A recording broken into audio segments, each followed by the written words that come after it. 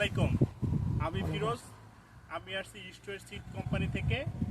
আমাদের একটা মরিচের প্লট দেখতে, মরিচের জাতের নাম হচ্ছে রেড হট।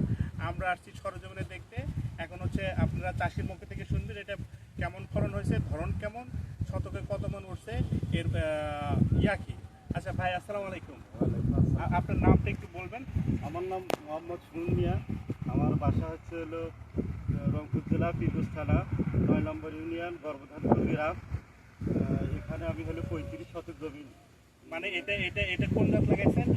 স্ট্রিজ কোম্পানি স্ট্রিজের রেড হট। Red hot. আচ্ছা, এইখানে আপনি কত শতক জমি? এখানে কতটা? এখানে ৩৫ শতক জমিতে লাগাই। 35 শতক জমিতে লাগাইছেন। 35 শতকে আপনি কয়বার উঠাইছেন? এখানে আমি দুইবার উঠাইছি। দুইবার উঠাইছেন। প্রথমবারে হচ্ছে যে আপনি কত মন উঠছে? প্রথমবার তুলছি 18 মন 20 কেজি তুলছি। 18 মন 20 কেজি। দ্বিতীয় হারভেস্টে দ্বিতীয়বার তুলছি 32 মন 10 কেজি। 32 মন 10 কেজি। টোটাল আপনার 50 মন উঠেছে। 50 মন উঠছে 35 শতকে দুইবারে। আচ্ছা, এই ফলটা আপনি কয় দিনে উঠাইছেন? 60 দিনে 70 দিনে উঠেছেন? এটা 65 দিনে। 65 দিনে উঠেছেন। এখন এই যে আপনি যে ফলটা উঠেছেন, এই ফলের আপনার কেমন, বাজারে নিচ্ছেন, বিক্রি করছেন, চাহিদা কেমন, ফিডব্যাক কেমন দিচ্ছে? বাজারে সবচেয়ে এখানে এটার চাহিদা বেশি, এই কারণে অন্যগুলো হলো 900 থেকে 800 টাকা মন। হ্যাঁ। আর এটা আমি 1200 থেকে 1100 টাকা মন বিক্রি করি। 1200 থেকে 1100 টাকা মন বিক্রি করেন। এটার সাইজ, এটার কালার সাইজটা কেমন ভাই? কালার সাইজটা হেভি সুন্দর, মানে কালসা সাইজ, কিন্তু কালসা size। হলো করে মানে সৌন্দর্য বেশি। সৌন্দর্য বেশি। হ্যাঁ, সৌন্দর্য বেশি। ধন্যবাদ আপনাকে আমাদের সাথে থাকার জন্য। আমাদের সাথে আরেক চাষি ভাই আসছে, পাশের জমি। ভাই, আপনি যে মরিচটা দেখলেন, ভাই আপনার নামটা?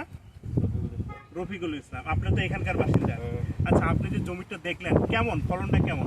এটাই বর্তমানে এবারকার উত্তরবঙ্গের মধ্যে এটাই এইটাই উত্তরবঙ্গের মধ্যে ফার্স্ট হবে। রেড হট মরিচটা হচ্ছে রেড হট। তাহলে কি আমরা আছে সামনে এটা করতে পারি না? হ্যাঁ, আমরা তো এটাই মানে সামনে আমি আবার মনে করো মনস্থ নিয়ে আসে। প্রস্তুতিগ্রস্ত মানুষ। এটার দিন না হলেও 10-15 জন লোক দেখতে আসে। দিন 10-15 জন লোক দেখতে আসে।